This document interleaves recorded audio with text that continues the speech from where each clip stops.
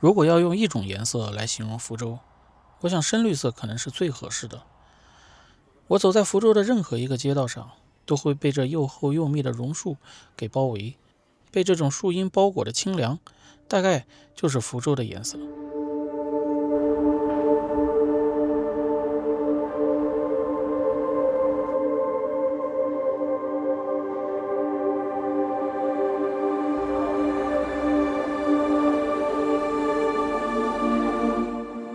我最近在福州待了2个月，走过了这么多城市后，特别惊叹于这里有一种中国其他城市完全没有的气质。这种感觉一开始很难描述，就是那种藏在繁密的榕树和古厝中的气质。后来我发现，你要在这种地方待久了，总会不知道从哪里渗出来一种与世无争的心境和一种诗意大发的兴致，或许这就叫做儒雅气质吧。然后在我心中就会有一个巨大的疑问：为什么近代福州是一个名人辈出的城市？是否和这座城市的气质有关系呢？带着这样的疑问，我在福州有了自己的感悟。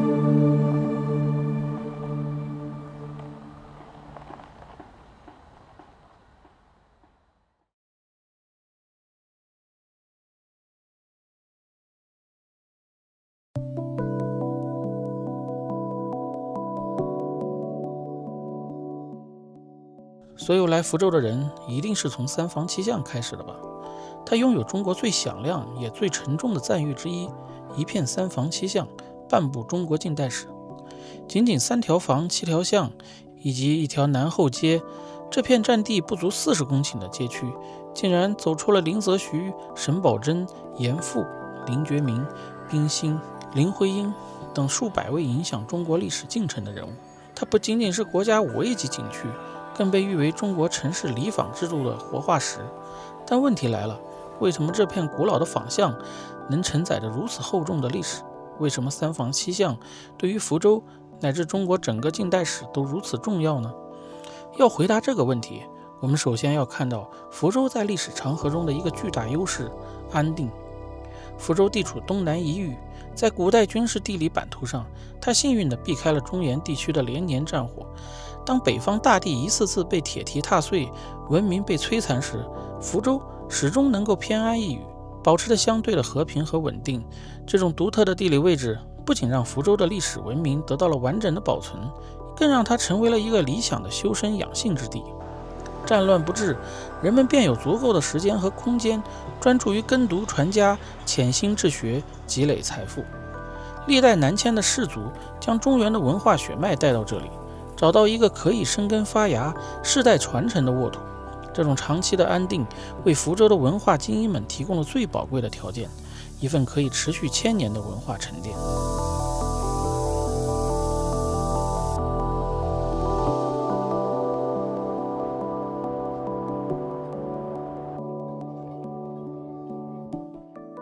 这个沿江的公园其实并没有什么令人惊叹的景色，但走在这成排巨大的榕树下的感受，真的是一种诗意浓浓的体验。而这里就是福州最普通的一个公园的景色。这样的公园，福州到处都是。你能想象每天在这样一个被包裹在密林中的城市是什么感觉吗？总之，我就住在这附近，几乎每天都会来这里散步，然后顺便感叹，福州真是一个让人舒适的城市。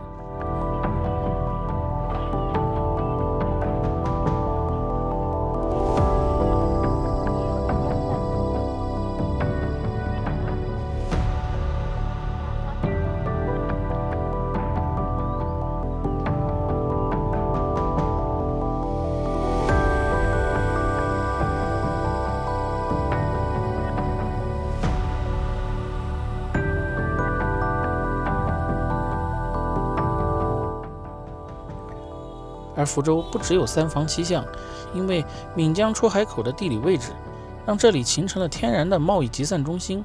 在清末明初5口通商口岸的开通，这里的经济地位更加重要，而上下杭就变成了整个福州地区的贸易和金融中心。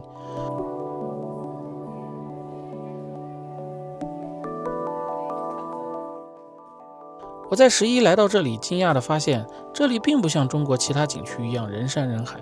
可能是福州并不是典型的旅游城市，所以我还感到有一点小庆幸，因为福州并不热门，所以才让我在这里的体验会这么好。你敢想象一个杭州人在11期间去西湖游玩吗？或者北京人到鼓楼大街去逛一下，那简直就是一场灾难。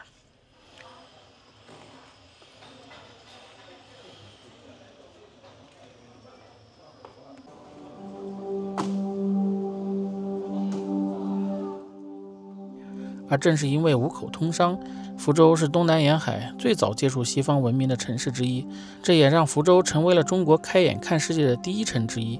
林则徐、严复从福州走出来也就变得顺理成章。福州船政学堂成为了中国近代海军和工业人才的孵化器，它直接输送了大量的人才，为中国近代的自强运动奠定了基础。所以福州在近代中国的重要性甚至要远远大过了现在福州的重要性。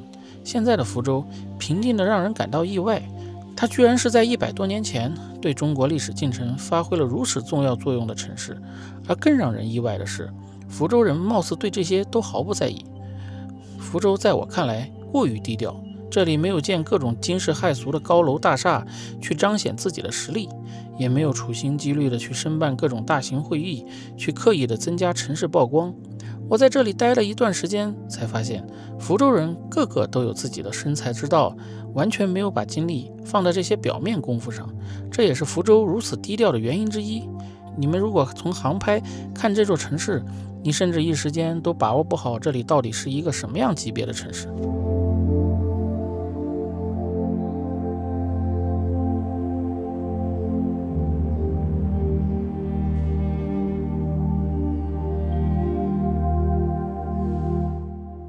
华林寺这个只剩下了一个大殿的宋朝寺庙，对于很多福州人来说可能有些不以为然。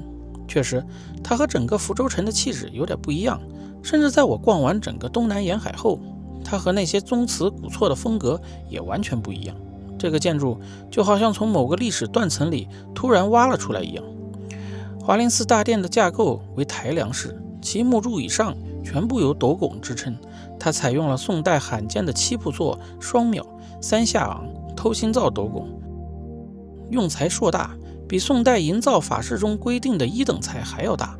整个大殿的结构合理且稳定，未用一根铁钉，完全依靠木构之间的精巧毛榫连接，经历1000年而保存完好。我为了拍这个建筑，在这里待了半天，对这个只剩下一个大殿的寺庙感觉略有遗憾。因为我们如果能保留更多这样气势恢宏的建筑，城市景观可能会大不相同。不过也奇怪，大概是因为福州偏安一隅，一个北宋的建筑可以留存到现在。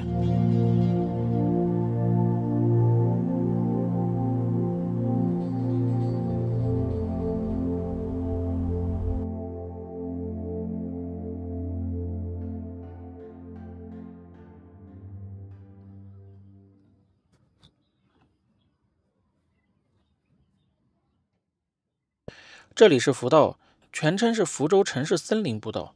福道的寓意是福音百姓，道法自然。这个步道连接了5个公园，主轴线长 6.3 公里，环线总长约19公里。其实你在2个公园之间穿行，可能也就不过3-4公里的样子，很轻松的行程。原来我是没想到的，就你好像只要爬上来稍微一层，这个景色就会稍微不一样一点。就等于是你在这绕了，如果4圈5圈了，它每一层它都会有不同的景色，这个很神奇。而福道的设计在于，它不是在地面铺路，而是用钢架子架在半空，这样你就会有一种行走在树梢上的独特视角，这和在林间穿行完全不一样。它还获得了国际大奖，一个是新加坡总统设计奖，一个是国际建筑大奖。其实很多城市都有这种不算太高但树木繁盛的山，但这个福道是我走过的最舒服的。这个福道的功能不只是行走，它会把山分割成好多个层次，你在走每一层都会有不同的视野和景，几乎每一段都有不同品种的植物，走到最后甚至还有一片竹林。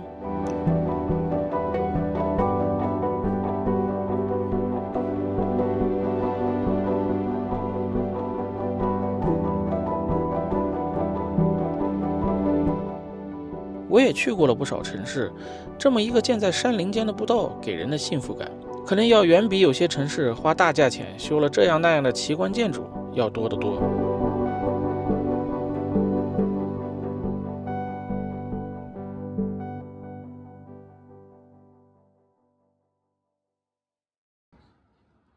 而福州人真的是爱喝茶，有事没事见面就要泡茶，只要有一片空地，一片草坪，他们就能在这里就地而坐，然后在这里泡上半天的茶，侃侃而谈。福州漫长的夏天，可能只有在晚上能享受这个城市的清凉，而鼓山和鼓岭就是人们最方便的避暑场所。然后晚上这边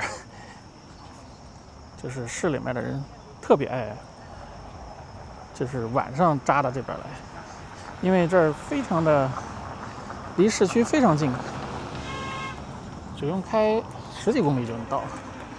然后来这喝茶，主要是看这片景。在鼓山这个公路的 U 型湾，就是福州最热门的观景台。他们会在别人已经快要休息的时候，来到这里享受夏日晚上带来的清凉，和俯瞰福州一片灯火带来的惬意。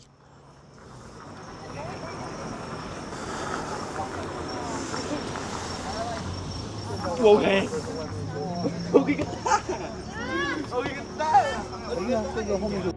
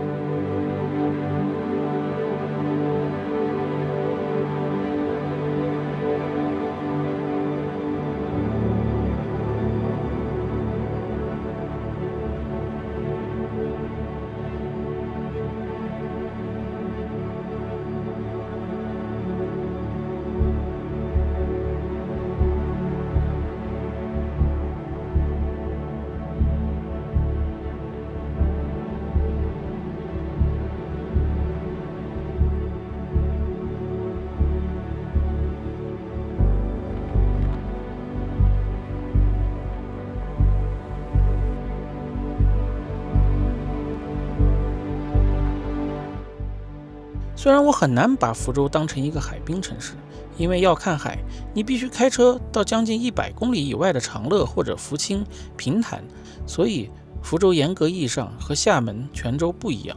而福州是一个被闽江穿城而过的城市，但是福州人的确在周末就可以用不到1个小时享受大海带来的各种情绪，特别是平潭岛。虽然名为国际旅游岛，但我觉得这个岛完全没有发挥它该有的作用，基础设施还不完善，可以休闲住宿的条件也谈不上有多好。但这里的确有很好的风景，有可以当成旅游度假胜地的绝佳条件。我想一切都可能和对岸有关，希望一切都好，大家都好，平潭岛估计也就好了。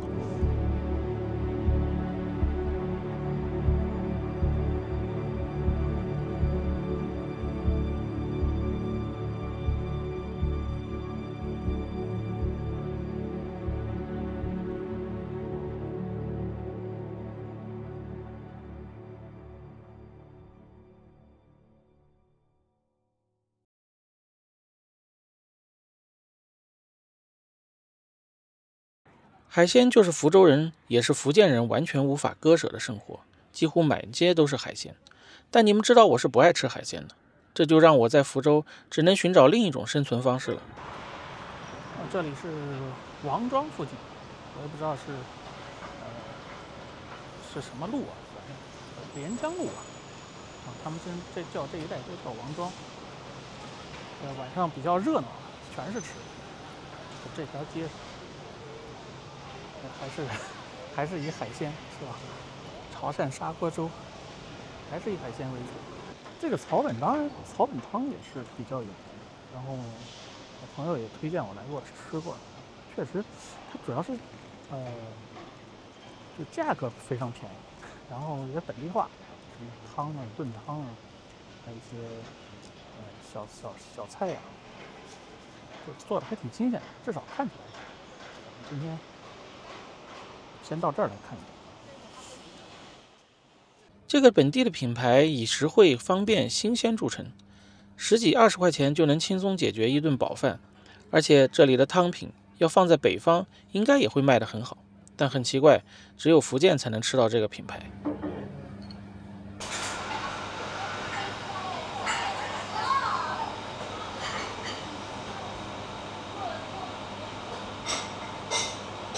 37年创始，37年啊，90年了。梅芽博花生汤。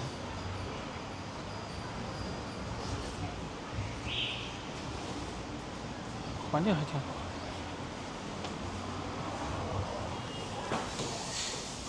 可以。糯米饭要吗？什么东西？芋泥、糯米饭、花生糕。来一份吧，行，就2个就行。那芋泥还是糯米饭呢？在这儿现在付是吧？好。玉米那个。饭要不要来一碗？不用了，吃不动了。这个梅芽博的花生汤是福州的老字号，炎热的夏天来一碗，真的清甜爽口。这个血糖要飙升。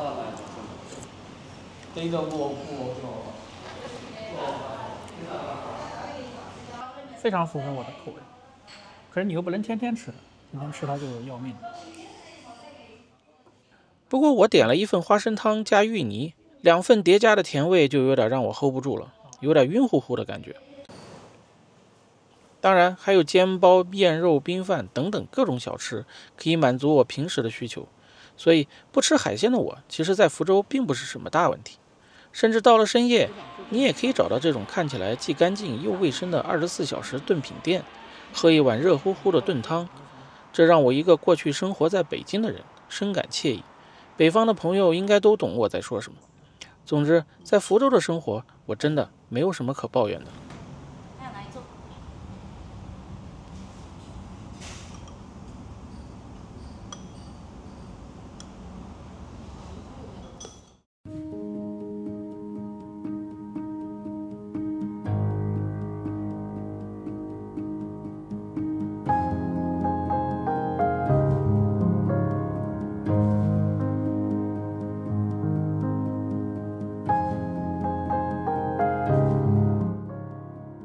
你看烟台山这些建筑都成为了夕阳里的风景，不再拥有过去他们重要的位置了。我在福州的这些日子，感叹福州已经走出了历史舞台的中心，国家的稳定让中原的人们不再把这里当成唯一的避世之所，也不再是最重要的贸易港口。中国也和世界以一种我们未知的力量融合在了一起，福州却把一种独立于繁华之外的气质藏在了中国的东南角。